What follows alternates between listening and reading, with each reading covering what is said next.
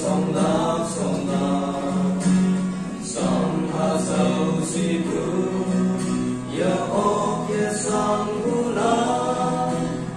om so ya tha mo ka wang a nang ka yan lai am de pai de ga tu yu wa ang thao wa thái cơ na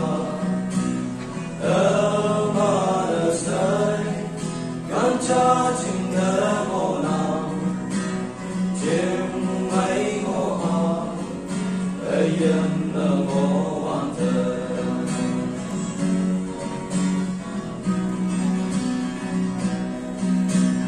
học khai lông và lan hoàng hay quay ngô bu lan nam là sự si tơ hiện nhai buông mong chẳng vậy chấm hai bông bu bay để chấm tay bông hoa tơ mà đã say bông trông bông nhu mà bu cháy ao ngàn ha tư yêu hoa thắm thâu và thái cờ là tơ mà đã say can cha chừng thơ mấy ngô hoa ấy yên mà ngô hoàn thơ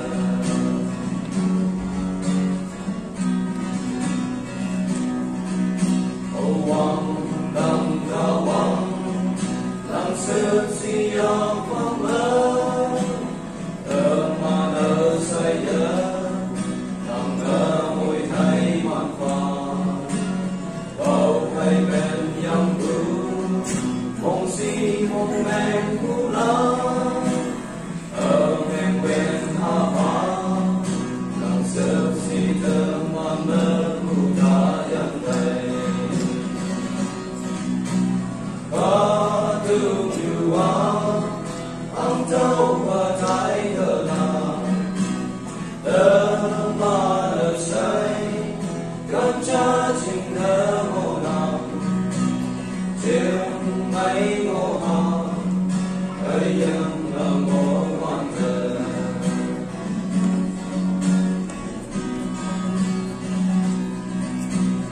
ở tàu ri vai bờ tờ bay của yên ba la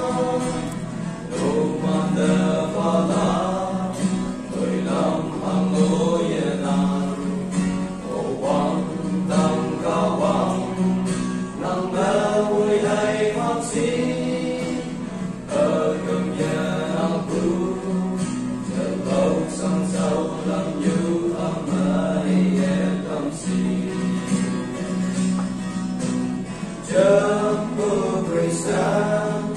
làm thơ cùng mấy giờ nào bên yong và nào thâu vong thơ mỗi hoang si chừng mấy ngô hoa ấy yên là ngô hoàn thơ có thương yêu hoa âm thơ